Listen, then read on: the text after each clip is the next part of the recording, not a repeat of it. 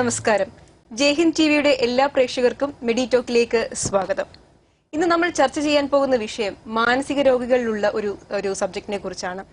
Hallucination ഒന്നുമല്ല, മിഥ്യാബോധം അല്ലെങ്കിൽ schizophrenia എന്ന് വേണമെങ്കിൽ പറയാം. ഇപ്പോൾ ഡോക്ടർ അതിനെക്കുറിച്ച് അതിന്റെ പ്രശ്നങ്ങളും അതിന്റെ രോഗലക്ഷണങ്ങളും അതിന്റെ ട്രീറ്റ്മെന്റ്സിനെ കുറിച്ചാണ് ചർച്ച ചെയ്യാൻ പോകുന്നത്. നമ്മുടെ സൈക്കോളജിസ്റ്റായ ഡോക്ടർ രാജൻ ജോർജ് ആണ് വന്നിരിക്കുന്നത്. നമസ്കാരം ഡോക്ടർ.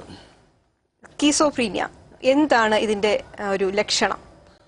സ്കിസോഫീനിയ രോഗത്തെപ്പറ്റി പറയുമ്പോൾ നമ്മുടെ മാനസിക രോഗികളിൽ ഏറ്റവും കൂടുതൽ വരുന്ന രണ്ട് രോഗങ്ങളാണ് സ്കിസോഫീനിയയും ഡിപ്രഷനും. ഹോസ്പിറ്റലിൽ അഡ്മിറ്റ് ചെയ്യേണ്ടി വരുന്ന മാനസിക രോഗികളിൽ ഏതാണ്ട് 2/3 സ്കിസോഫീനിയ പേഷ്യൻസ് ആണെന്നാണ് സ്റ്റാറ്റിസ്റ്റിക്സ് പറയുന്നത്. സ്കിസോഫീനിയ നമ്മളൊന്ന് ഒന്ന് വ്യക്തമായിട്ട് പറയുകയാണെങ്കിൽ ഒരു മതിഭ്രമം എന്ന് വേണേൽ പറയാം. അതായത് ഇല്ലാത്ത കാര്യങ്ങൾ ഉണ്ടെന്ന് തോന്നിക്കുക. നമ്മൾ സ്വപ്നത്തിൽ ഒത്തിരി കാര്യങ്ങൾ എല്ലാവരും കാണും, പക്ഷെ ഉണർന്നിരിക്കുമ്പോഴും അതേ അവസ്ഥയിൽ കാര്യങ്ങൾ കണ്ടുകൊണ്ടിരിക്കുമ്പോൾ അത് യാഥാർത്ഥ്യത്തിന് നിരക്കുന്നതല്ല. ഇപ്പോൾ റിയാലിറ്റിയുമായിട്ട് യാതൊരു ബന്ധവുമില്ലാതെ നമ്മളിങ്ങനെ കാര്യങ്ങൾ ഒരാൾ മാത്രമായിട്ട് കേട്ടുകൊണ്ടിരിക്കുക ഈ ഒരു അവസ്ഥയ്ക്കാണ് സ്കിസോഫീനിയ പേഷ്യൻസ് വരുന്നത്. ഇതിൽ ഹലൂസിനേഷനാണ് ഇതിൻ്റെ ഏറ്റവും പ്രധാനപ്പെട്ട സിംറ്റം. ഹലൂസിനേഷൻ എന്ന് പറഞ്ഞാൽ മിഥ്യാബോധം. ഈ മിഥ്യാബോധം വരുമ്പോൾ പല രീതിയിലുള്ള ഹലൂസിനേഷൻസ് വരും. ചിലർക്ക് ഹലൂസിനേഷൻ വരുന്നത് വിഷ്വൽ ഹലൂസിനേഷനാണ്, ചില കാഴ്ചകൾ കാണുക. എനിക്ക് വന്നിട്ടുള്ള ചില കേസുകൾ, ഒരു ചെറുപ്പക്കാരൻ പറഞ്ഞത് അന്യഗ്രഹത്തിൽ നിന്ന് വരുന്ന ചില ജീവികൾ അയാളുടെ അടുത്ത് വന്ന് പകൽ ഉണർന്നിരിക്കുമ്പോഴാണ് വന്നു സംസാരിക്കുന്നു, പല കാര്യങ്ങൾ ചെയ്യുന്നു, പക്ഷെ മറ്റാർക്കും ഇത് കാണാൻ പറ്റില്ല, അവന് മാത്രം കാണാം, അവന് സംസാരിക്കാം. ഇതൊരു വിഷ്വൽ ഹലൂസിനേഷനാണ്. വേറൊരാൾ, ഒരു സ്റ്റുഡൻറ്റ് പറഞ്ഞത്, ഒരു എഞ്ചിനീയറിംഗ് സ്റ്റുഡൻ്റാണ്, ക്ലാസ്സിൽ ചെന്നിരിക്കുമ്പോൾ ടീച്ചറുടെ മുഖത്ത് നോക്കാൻ പറ്റത്തില്ല, മുഖത്തോട്ട് നോക്കിക്കഴിയുമ്പോൾ വല്ലാത്ത പിക്ചറാണ് വരുന്നത്, വളരെ ഭീതികരമായ കാര്യങ്ങൾ കാണുന്നു, അവൻ കുനിഞ്ഞിരിക്കുകയാണ്, ക്ലാസ്സിൽ അറ്റൻഡ് ചെയ്യാൻ പറ്റാതെ പഠിത്തം നിർത്തേണ്ടി വന്നു. അതുപോലെ തന്നെ വേറൊരു എഞ്ചിനീയർ, വർക്ക് ചെയ്തുകൊണ്ടിരിക്കുന്ന ഒരു എഞ്ചിനീയറാണ്. ഈ സ്കിസോഫീനിയ പേഷ്യൻസിൻ്റെ ഒരു പ്രത്യേകത, അവരൊക്കെ വർക്ക് ചെയ്യുന്നവർ പ്രായോഗിക ജീവിതത്തിലൊക്കെ പോകുന്നവരാണ്, പക്ഷേ അവരനുഭവിക്കുന്ന മാനസിക ബുദ്ധിമുട്ട് വളരെയാണ്. ഈ എഞ്ചിനീയർ വന്നപ്പോൾ പറഞ്ഞത്, അദ്ദേഹം രാത്രി കിടക്കുന്ന സമയത്ത് ഈ യുഗപുരുഷന്മാർ യേശുക്രിസ്തു, മുഹമ്മദ് നബി, ശ്രീകൃഷ്ണനൊക്കെ വന്ന് അദ്ദേഹത്തോട് സംസാരിക്കുന്നുണ്ട്. പക്ഷേ ഭാര്യയോട് പോലും ഞാനിത് പറയാറില്ല, പറഞ്ഞാൽ ഭാര്യ വിശ്വസിക്കത്തില്ല. പക്ഷേ ഇതൊക്കെ ട്രീറ്റ്മെൻറ്റ് നടന്നു കഴിഞ്ഞപ്പോൾ അദ്ദേഹത്തിൻ്റെ ഇതുപോലെയുള്ള ഈ ഹലൂസിനേഷൻസ് ഒക്കെ മാറുന്നുണ്ട്. ഇത് ഞാൻ പറഞ്ഞത് വിഷ്വൽ ഹലൂസിനേഷൻസ്, നമ്മൾ കാണുക. അതുപോലെ തന്നെയുണ്ട് ഓഡിറ്ററി ഹലൂസിനേഷൻ. നമ്മുടെ ഉള്ളിൽ നിന്ന് വേറൊരു കമാൻഡ് വരികയാണ്. ഇപ്പോൾ ഭീഷണിപ്പെടുത്തുന്ന അല്ലെ ശകാരിക്കുന്ന രീതിയിലുള്ള കമാൻഡ്, അസഭ്യവർഷങ്ങൾ ഒരാളിന് അയാളുടെ ഉള്ളിൽ നിന്ന് തന്നെ വരുന്നതായിട്ട് തോന്നും. ഉദാഹരണത്തിന്, നീ പോയി ചാക്, നീ ഏത് കാര്യത്തിന് പോയാലും ശരിയാകത്തില്ല, ഈ രീതിയിലുള്ള നെഗറ്റീവായ കമാൻഡ്സ് ഉള്ളിൽ നിന്ന് തന്നെ ഒരു സ്പ്ലിറ്റ് പേഴ്സണാലിറ്റി പോലെ വന്നുകൊണ്ടിരിക്കുക. ട്രിവാൻഡ്രത്തു നിന്നൊരു ചെറുപ്പക്കാരൻ എൻ്റെ അടുത്ത് ചിറയൻകീഴ് സെൻറ്ററിൽ വന്നപ്പോൾ പറഞ്ഞത്, പുറത്തോട്ടൊന്ന് ഇറങ്ങാനായിട്ട് പുള്ളി ആഗ്രഹിക്കുമ്പോൾ ഒരു കമാൻഡ് ഇങ്ങനെ മനസ്സിലേക്ക് വരികയാണ്, നീ പോയാൽ ശരിയാകത്തില്ല, നീ ഇത് പോകണ്ട. ഇതുമായിട്ട് അയാൾ ഇറങ്ങിക്കഴിയുമ്പോൾ ഇവിടെ തലയുടെ ഭാഗത്തേക്ക് പെരുപ്പ് വരികയാണ്, പുള്ളിക്ക് ആരെയും ഫേസ് ചെയ്യാൻ പറ്റത്തില്ല, പുള്ളി വീട്ടിലേക്ക് തിരിച്ചു പോരുകയാണ്. ഇത് ഓഡിറ്ററി ഹലൂസിനേഷനാണ്. ഇതുപോലുണ്ട് സ്മെല്ല്. ചില ആളുകൾക്ക് മാത്രമായിട്ട് സ്മെല്ല് അനുഭവപ്പെടും. നമ്മളൊരു 10 പേരിരിക്കുകയാണെങ്കിൽ ഈ ആളിന് മാത്രമേ സ്മെല്ല് അനുഭവപ്പെടത്തുള്ളൂ. ഇതിന് ഓൾഫാക്ടറി ഹലൂസിനേഷൻ എന്ന് പറയും, സ്മെല്ല്. അതുപോലെ ടച്ചിങ്, ചിലപ്പോൾ ദേഹത്താരൊക്കെ വന്ന് തൊടുന്നു, പിടിക്കുന്നു, എന്നെ പിടിച്ചോണ്ട് പോകുന്നു, അങ്ങനെ തോന്നുന്നതായ ഹലൂസിനേഷൻ ഉണ്ട്. പല രീതിയിൽ ഹലൂസിനേഷൻസ് അല്ലെങ്കിൽ മിഥ്യാബോധം മനുഷ്യനുണ്ടാകുന്നുണ്ട്. ഇത് സ്കിസോഫീനിയ രോഗത്തിന്റെ ഏറ്റവും പ്രധാനപ്പെട്ട ലക്ഷണമാണ്. ഇതിന്റെ അടിസ്ഥാനം എന്താണ്? ബേസ് എന്തുകൊണ്ടാണ് സംഭവിക്കുന്നത്? എല്ലാ മാനസിക രോഗങ്ങൾക്കും ഉള്ളതുപോലെ സൈക്യാട്രിയിൽ ഇതിന് പറയും ഇത് ബ്രെയിൻ ഡിസോർഡറാണ്. ശരിയാണ്, ബ്രെയിൻ ഡിസോർഡർ ഒരളവ് വരെ വരുന്നുണ്ട്.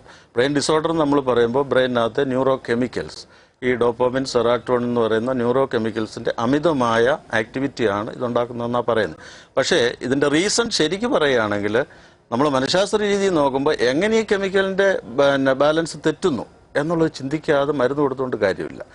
മനഃശാസ്ത്ര വിശകലനം നടത്തുമ്പോൾ വേറെ ഒത്തിരി കാരണങ്ങൾ ഇതിന് കാണാൻ സാധിക്കും. പ്രധാനമായിട്ട് ഈ രോഗം വരുന്നത് കൗമാരത്തിലാണ് തുടങ്ങുന്നത്. 17 വയസ്സ് മുതൽ 35 വയസ്സ് പ്രായക്കാരുടെ ഇടയിലാണ് ഇത് കൂടുതൽ കാണുന്നത്.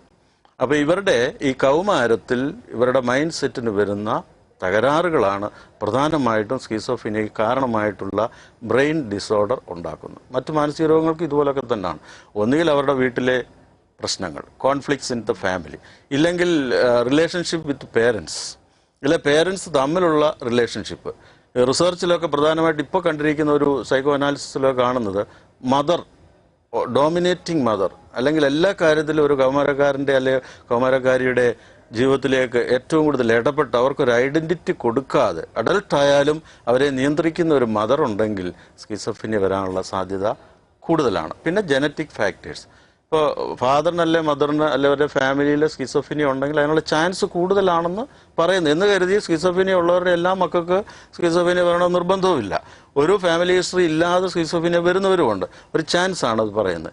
ഇങ്ങനെ മനസ്സിന് വരുന്ന താളം തെറ്റലിന്ന് ഉടലെടുക്കുന്ന രോഗം എന്നുള്ളതേ സ്കിസോഫ്രീനിയയ്ക്ക് പറയാൻ പറ്റും. ഒരു ലാബ് ടെസ്റ്റിലോ ഒരു സ്കാനിങ്ങിലോ നമുക്കിത് കണ്ടുപിടിക്കാൻ പറ്റത്തില്ല.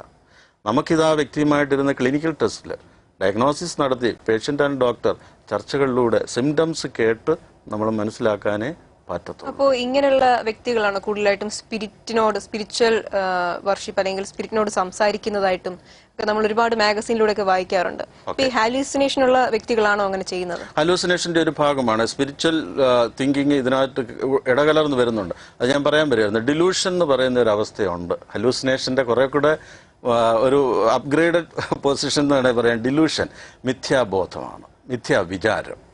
ഇവരെ സംബന്ധിച്ചിടത്തോളം ഈ ഹലൂസിനേഷൻ വരുന്ന ആൾ അത് കണ്ടങ്ങ് പോവുകയാണ്, അവിടെ നിൽക്കുന്നില്ല. പക്ഷേ ഈ ഡിലൂഷൻ വരുമ്പോൾ, മിഥ്യാവിചാരം വരുമ്പോൾ ഉള്ള കാര്യം എന്താ, അത് മൂഢമായ വിശ്വാസമാണ്. അതൊരിക്കലും അങ്ങോട്ട് മാറ്റാൻ പറ്റില്ല. ചെറിയൊരു ഉദാഹരണം പറഞ്ഞ ഒരു ചെറുപ്പക്കാരൻ, ഒരു പോസ്റ്റ് ഗ്രാജുവേറ്റാണ് അവൻ, കൊല്ലം ഡിസ്ട്രിക്റ്റിൽ നിന്ന് വന്നതാണ്. എന്നോട് പറഞ്ഞത് അവൻ്റെ രോഗം അവൻ്റെ തൊണ്ടയ്ക്ക് മലമിരിക്കുകയാണെന്നാണ് അവൻ പറയുന്നത്. 27 വയസ്സുള്ള ചെറുപ്പക്കാരൻ എല്ലാ സമയവും അവൻ്റെ തൊണ്ട ഇങ്ങനെ തിരുമ്മിക്കൊണ്ടിരിക്കുകയാണ്, തുപ്പിക്കൊണ്ടിരിക്കുക. അവന് ഭക്ഷണം കഴിക്കാൻ പറ്റത്തില്ല, പുറത്തിറങ്ങി ആളുകളുമായിട്ട് മിങ്കിൾ ചെയ്യാൻ പറ്റത്തില്ല. അവൻ പറയുന്ന ഇതിരിക്കുകയാണ്. നമ്മളെ സംബന്ധിച്ചിടത്തോളം അതെങ്ങനെയാണ്? പക്ഷെ അവൻ 100% അതുണ്ട്. അതാണ് ഡിലൂഷൻ. ഇതുപോലെ തന്നെ വേറൊരു സ്ത്രീ ദുബായിൽ നിന്ന് വന്ന, എൻ്റെ ഒരു പ്രോഗ്രാം കണ്ടിട്ട് ദുബായിൽ നിന്ന് എൻ്റെ അടുത്ത് ട്രീറ്റ്മെൻറ്റ് വന്ന ഒരു സ്ത്രീ പറഞ്ഞത്, ദുബായിൽ അവരുടെ ഭർത്താവിന് വേറൊരു ഭാര്യയും കുട്ടിയുമുണ്ട്. അത് അവിടുത്തെ പത്രത്തിലെല്ലാം ന്യൂസ് വന്നു, ഇൻ്റർനെറ്റിലെല്ലാം ന്യൂസ് വന്നു. എനിക്കിത് സഹിക്കാൻ പറ്റിയില്ല, എനിക്കിങ്ങനെ മാനസികമായിട്ട് പ്രശ്നം വന്നു, അതിനുള്ള ടെൻഷനാണ് എനിക്കെന്നും പറഞ്ഞാൽ നമുക്ക് ട്രീറ്റ്മെൻറ്റ് വന്നത്. പക്ഷേ ഭർത്താവ് വന്ന് ഒരാഴ്ച കഴിഞ്ഞപ്പോൾ ഭർത്താവ് വന്ന് ഈ കഥ പറഞ്ഞു കഴിഞ്ഞപ്പോൾ ഭർത്താവ് ചിരിച്ചു കഴിഞ്ഞ് ഞങ്ങളിത് തിരക്കി ദുബായിൽ അന്വേഷിച്ചു കഴിഞ്ഞപ്പോൾ അങ്ങനെ ഒരു സംഭവമേ ഇല്ല. ഇതും ഡിലൂഷൻ്റെ വേറൊരു ഭാഗമാണ്. അതുപോലെ വേറൊരു പെൺകുട്ടി കോഴിക്കോട് ഭാഗത്തുനിന്ന് എൻ്റെ അടുത്ത് വന്ന് അവൾ പറയുന്നത്, ഈ ലോകത്ത് നടക്കുന്ന എല്ലാ ആക്സിഡൻറ്റിൻ്റെയും കാരണം അവളാണ്. അവളൊന്ന് മരിച്ചു കഴിഞ്ഞാൽ ഈ ലോകത്ത് നടക്കുന്ന എല്ലാ ആക്സിഡൻറ്റും മാറും. ഇത് ഡിലൂഷൻ തോട്ട്സ് ആണ്. ഡിലൂഷൻ്റെ ഏറ്റവും വലിയ അപകടം എന്താണെന്ന് ചോദിച്ചാൽ, ആധ്യാത്മിക ചിന്ത അങ്ങോട്ട് വന്ന് ചില ആളുകൾ എനിക്കെന്തോ ദൈവിക ശക്തിയുണ്ട്, ദൈവികമായ അനുഗ്രഹങ്ങളുണ്ട് എന്നുള്ള രീതിയിൽ ഇവരങ്ങോട്ട് ഡിലൂഷനിലായി കഴിയുമ്പോൾ ചുറ്റുപാടുള്ള ആളുകളും അത് അംഗീകരിച്ച്, ഈ ദിവ്യശക്തി അംഗീകരിച്ച് ഇവരോട് കൂടെ കയറിയുമ്പോഴാണ് ആൾ ദൈവങ്ങൾ ഉണ്ടാകുന്നു. ആളുകൾ പോയി ഇവരുടെ മുമ്പിൽ നമസ്കരിക്കുന്നു, ഇവരുടെ അനുഗ്രഹങ്ങൾ തേടാനൊക്കെ ആയിട്ട് നമ്മുടെ സമൂഹത്തിൽ കാണുന്നു. ഇത് ഡിലൂഷനാണ്. സ്കിസോഫ്രീനിയയിലെ ഒരു വകഭേദമാണ്. അത് ചികിത്സിക്കേണ്ട അതാണ്. ഓക്കെ ഡോക്ടർ, നമുക്കൊരു കോൾ ഉണ്ട്, കോളിലേക്ക് പോകാം. ഹലോ, നമസ്കാരം, മെഡിടോക്കിലേക്ക് സ്വാഗതം. ഇതാരാണ്? റാണി, എറണാകുളത്ത്. പറയൂ. അതെ ഡോക്ടർ, എനിക്കിങ്ങനെ ഞാൻ അടുത്ത ദിവസം ഞങ്ങളുടെ ഇവിടെ അടുത്തൊരു ഒരാള് ഇങ്ങനെ ആക്സിഡന്റ് ആയിട്ട് മരിച്ചു. അപ്പൊ അതിന് മുന്നേ തന്നെ എനിക്കിങ്ങനെ ഇടയ്ക്കിടയ്ക്ക് മനസ്സിൽ തോന്നുന്ന ഒരു കാര്യമാണ്, ഇങ്ങനെ ഹസ്ബൻഡ് ഒക്കെ പുറത്തേക്ക് പോയി കഴിയുമ്പോഴേ മിക്കവാറും ആക്സിഡന്റ് പ്രശ്നങ്ങളും കാര്യങ്ങളും ഒക്കെ കേട്ട് കഴിയുമ്പോ ഇങ്ങനെ എന്തെങ്കിലുമൊക്കെ പ്രോബ്ലംസ് വരും എന്നുള്ള ഒരു മൈൻഡ് അത് മനസ്സിൽ നിന്ന് എപ്പോഴും പോകാതെ ഇങ്ങനെ ഇരിക്കുകയാണ്. അങ്ങനെ എപ്പോഴും അവര് മരിച്ചു പോകുന്നുള്ള മൈൻഡ് അങ്ങനെയൊക്കെ ഓരോ നിമിഷവും നമുക്ക് അങ്ങനെ ഒരു മൈൻഡ് നമ്മളെങ്ങനെ ജീവിക്കാം, അങ്ങനെ ഒരു ചിന്ത മനസ്സിലേക്ക് വന്നോണ്ടിരിക്കുക. എത്രയൊക്കെ ട്രൈ ചെയ്തിട്ട് മാറുന്നില്ല. ഓക്കെ, അത് സ്കിസോഫ്രീനിയ ഒന്നും അല്ല, അത് ആങ്സൈറ്റി ഡിസോർഡർ ആണ്. നമുക്ക് ആങ്സൈറ്റി ഡിസോർഡർ, ഭയത്തിൽ നിന്ന് വരുന്ന ആങ്സൈറ്റി ഡിസോർഡർ ആണത്. അത് നമുക്ക് മാറ്റിയെടുക്കാവുന്നതേ ഉള്ളൂ. ഒരു സൈക്കോതെറാപ്പി ട്രീറ്റ്മെന്റ് എടുത്തു കഴിഞ്ഞാൽ അത് ഈസി ആയിട്ട് മാറ്റാവുന്നേ ഉള്ളൂ. മരുന്നിന്റെ ആവശ്യമില്ല. കേട്ടോ? Okay, thanks for calling doctor. അപ്പൊ ഈ ഒരു കോളും എനിക്ക് ഒരു സംശയം ഉണ്ടായിരുന്നു. കാരണം ചില ആൾക്കാർക്ക് ഭയം, ഇപ്പൊ ഇങ്ങനെ സംഭവിക്കുമോ, ഇപ്പോൾ അടുത്ത് തന്നെ ഇപ്പൊ എന്തെങ്കിലും മരണം സംഭവിച്ചു, ഈ പറഞ്ഞത് തന്നെ, അല്ലെങ്കിൽ സൂയിസൈഡായി വീട്ടിലുണ്ടായപ്പോൾ എൻ്റെ മകൾക്ക് ഇങ്ങനെ സംഭവിക്കുമോ, അല്ലെങ്കിൽ എൻ്റെ മകൻ ഇങ്ങനെ സംഭവിക്കുമോ എന്നുള്ളൊരു ടെൻഷൻ, അത് ഹാലൂസിനേഷൻ അല്ലല്ല. അത് ഹലൂസിനേഷൻ എന്ന് പറഞ്ഞാൽ ഈ മിഥ്യ, അതായത് ഇല്ലാത്തൊരു കാര്യം ഉണ്ടെന്ന് ഇങ്ങനെ മനസ്സുണ്ടാക്കിയെടുത്ത് കണ്ടുകൊണ്ടിരിക്കുന്ന ഒരു അവസ്ഥയാണ്. ഇതൊക്കെ ആങ്സൈറ്റി ഡിസോർഡർ ആണ്. നാളെ എന്ത് സംഭവിക്കും എന്നുള്ളതിനെ ഓർത്തുള്ള ഉത്കണ്ഠ രോഗം എന്നുള്ളതിന് പറയാം. ഭയം, പിന്നെ ഫോബിയയുടെ മിങ്കിൾ ചെയ്ത് വരുന്ന രോഗങ്ങളാണ്. അത് സ്കിസോഫീനിയായി വരുന്നതല്ല. സ്കിസോഫീനിയായി വരുമ്പോൾ അവർ രൂഢമൂലമായിട്ട് ചില കാര്യങ്ങൾ കണ്ട് വിശ്വസിച്ച് വയ്ക്കുന്നുണ്ട്. അതാ ഡിലൂഷണറി സ്റ്റേറ്റ് എന്ന് പറയും. അതുപോലെ ചില കാര്യങ്ങൾ അവർ കേൾക്കുകയാണ്. ഓഡിറ്ററി അലൂസിനേഷൻ വളരെ കൂടുതൽ. എനിക്ക് അടുത്ത സമയത്ത് വന്ന ഒരു സ്ത്രീ അവരെപ്പോഴും ഇങ്ങനെ സംസാരിച്ചുകൊണ്ടിരിക്കുക. ഞാൻ ചോദിച്ചപ്പോൾ പറഞ്ഞത് തെറി വന്നുകൊണ്ടിരിക്കുക നാക്കിന്ന് എന്ന് പറഞ്ഞാൽ അസഭ്യ വർഷങ്ങൾ ഇങ്ങനെ നാക്കിൽ നിന്ന് വരികയാണ്, അവരറിയാതെ വരികയാണ് എന്ന് പറഞ്ഞാൽ അതൊരു സ്പ്ലിറ്റ് പേഴ്സണാലിറ്റി ആയിട്ട് ഇവർ പോലും കൺട്രോൾ ചെയ്യാൻ പറ്റാതെ ഇവരിൽ സംസാരം വന്നുകൊണ്ടിരിക്കുന്ന അവസ്ഥ. ഇതൊക്കെയാണ് സ്കിസോഫീനിയയിൽ പ്രധാനമായിട്ട് വരുന്ന കാര്യങ്ങൾ എന്ന് പറയുന്നത്. അപ്പോൾ ഇപ്പം ഡെലൂഷന്റെ കാര്യം ഡോക്ടർ പറഞ്ഞപ്പോൾ ഈ ഒറാക്കിൾസ് ഉണ്ട്. അപ്പൊ ഇവര് അതൊരു സത്യമാണോ മിഥ്യയാണോ? സത്യമാണോ മിഥ്യയാണോ എന്ന് ചോദിച്ചു കഴിഞ്ഞാൽ നമ്മൾ 10 പേരിരിക്കുകയാണ്. 10 പേരിരിക്കുമ്പോൾ 9 പേർക്കും കാണാൻ പറ്റാത്തതും കേൾക്കാൻ പറ്റാത്തതും ഒരു കാര്യം ഒരാൾ കാണുകയും കേൾക്കുകയും ചെയ്യുന്നു എന്ന് പറയുമ്പോൾ that is away from reality. യാഥാർത്ഥ്യത്തിൽ നിരക്കാത്ത കാര്യങ്ങളാണ് കാണുന്നതും കേൾക്കുന്നതും. നമ്മൾ അവിടെയാണ് അതിനെ ഒരു രോഗമായിട്ട് കാണുന്നത്. പക്ഷെ അത് രോഗമാണെന്ന് പറഞ്ഞാൽ നമ്മളെ പ്രേക്ഷകർ അല്ലെങ്കിൽ ജനങ്ങളൊന്നും വിശ്വസിക്കില്ല.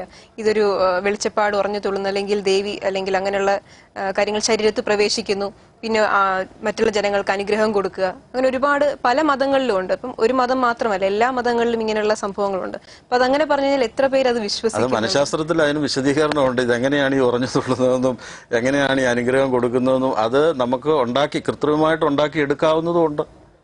നമുക്ക് നമ്മുടെ ബ്രെയിനിന്റെ ചില അവസ്ഥകളിലോട്ട് കൊണ്ടുപോയി കഴിഞ്ഞാൽ നമ്മളൊക്കെ ഈ അവസ്ഥയിൽ വരും.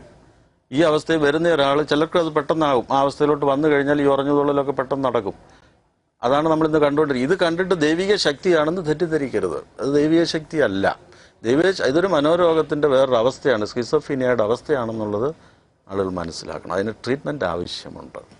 അപ്പം ഈ വെളിച്ചപ്പാടിനൊക്കെ അങ്ങനെയുള്ള വെളിച്ചപ്പാടിനൊക്കെ മനഃശാസ്ത്രപരമായിട്ട് നമ്മൾ നോക്കുമ്പോൾ അതിൻ്റെതായ വിശദീകരണങ്ങൾ നമുക്ക് കൊടുക്കാൻ പറ്റും. അവരുടെ വിശ്വാസം അതാണെങ്കിൽ മറ്റാർക്കും ശല്യമൊന്നുമില്ല, സമൂഹത്തിന് ശല്യമൊന്നുമില്ലെങ്കിൽ വെളിച്ചപ്പാടായിട്ട് തുള്ളിക്കോട്ടെ, നമുക്ക് കുഴപ്പമില്ല. ഇതൊരു മനോരോഗമായിട്ട് വരരുത്. അതാണ് സയന്റിഫിക് ആയിട്ട് പറയുകയാണെങ്കിൽ. കാരണം ഞാൻ പറഞ്ഞതിന്റെ കാരണം പല മനോരോഗികളും ഇതുപോലെയുള്ള അന്ധവിശ്വാസങ്ങളുടെ പുറകെ പോയി രോഗം മൂർച്ഛിച്ച് കഴിയുമ്പോഴാണ് ട്രീറ്റ്മെന്റിന് വരുന്നത്. ഒരു വല്ലാത്ത അവസ്ഥയെ കൊണ്ടുപോയിട്ട് എനിക്ക് ഇന്നലെ വന്ന ഒരു പെൺകുട്ടിയുടെ കേസ് തന്നെ ഞാൻ ഓർക്കുന്നു. അവർ ഉള്ള അമ്പലങ്ങളും ഉള്ള മുസ്ലിം ദേവാലയങ്ങളും ക്രിസ്ത്യൻ ദേവാലയങ്ങളും എല്ലാം പോയി, മന്ത്രവാദവും പോയി, ഏലസും കെട്ടി, യന്ത്രവും കെട്ടി, എല്ലാം കഴിഞ്ഞ് ഒരു 4 വർഷം കഴിഞ്ഞപ്പോഴത്തേന് ഡിപ്രഷൻ രോഗം അതിൻ്റെ മൂർധന്യാവസ്ഥയിൽ എത്തിക്കഴിഞ്ഞപ്പോഴാണ് ട്രീറ്റ്മെന്റിന് വരുന്നത്. അത് തെറ്റാണ്. ആ രീതിയിൽ അന്ധവിശ്വാസങ്ങളുടെ പുറകെ മാനസിക രോഗമുള്ളവർ പോകരുത്. അതാണ്. തീർച്ചയായിട്ടും ഇപ്പൊ കൂടുതലായിട്ട് നമ്മൾ കണ്ടുവരുന്ന ഒന്ന് തന്നെയാണ് ഈ വിഷാദ രോഗം അല്ലെങ്കിൽ എന്തെങ്കിലും പ്രശ്നങ്ങൾ, ഈ ബാധ കയറി, പിന്നെ ഈ ഇതുപോലുള്ള ആൾക്കാരെ കാണുക, സ്വാമിമാരെ കാണുക, മന്ത്രവാദം, ഇതിലേക്കൊക്കെ പോകുന്നത് കുറേ ശതമാനം ആൾക്കാർ അതിനെ സപ്പോർട്ട് ചെയ്യുന്നുണ്ട്. എത്രത്തോളം അതിനെ സയന്റിഫിക് ആയിട്ട് നമുക്ക് മാറ്റാൻ സാധിക്കും? അല്ല, അത് അവയർനെസ് ഇല്ലായ്മയാണ്. ഇപ്പോൾ ശാരീരിക രോഗങ്ങളെപ്പറ്റി നമ്മുടെ ആളുകൾക്ക് നല്ല ബോധമുണ്ട്, എന്ത് ചെയ്യണം ഒരു രോഗം വന്ന്. പക്ഷേ മാനസിക രോഗങ്ങളെപ്പറ്റി അവയർനെസ് ഇല്ലാത്തതുകൊണ്ടാണ് ഈ പറയുന്ന കാര്യങ്ങളൊക്കെ നമ്മുടെ സമൂഹത്തിൽ നടക്കുന്നത്. നമ്മുടെ ഇതുപോലുള്ള പ്രോഗ്രാമുകൾ, പിന്നെ ജേണൽസ് എല്ലാം പഠിച്ച് മനസ്സിലാക്കുന്ന ആളുകൾ ഇപ്പോൾ തിരിഞ്ഞു വരുന്നുണ്ട്. കാരണം മനസ്സിന് രോഗം, ശരീരത്തിന് രോഗം വരുന്ന പോലെ മനസ്സിനും രോഗം വരും. അത് അംഗീകരിച്ചേ പറ്റത്തുള്ളൂ. ഉടനെ അത് ബാധയാണ്, അല്ലെ മന്ത്രവാദമാണ്, മറ്റേതാണെന്ന് തെറ്റിദ്ധരിക്കാൻ പോയിട്ട് കാര്യമില്ല. മനസ്സിനെ അംഗീകരിക്കണം. മനസ്സിന് രോഗങ്ങൾ വരും. ആ രോഗം ചികിത്സിച്ച് ഭേദമാക്കണം. ആ യാഥാർത്ഥ്യം അംഗീകരിച്ചേ പറ്റത്തുള്ളൂ. ഓക്കെ ഡോക്ടർ, അപ്പൊ എന്തായാലും നമുക്കൊരു ചെറിയ ഇടവേളയ്ക്ക് ശേഷം തിരിച്ചു വരാം. ഇടവേള.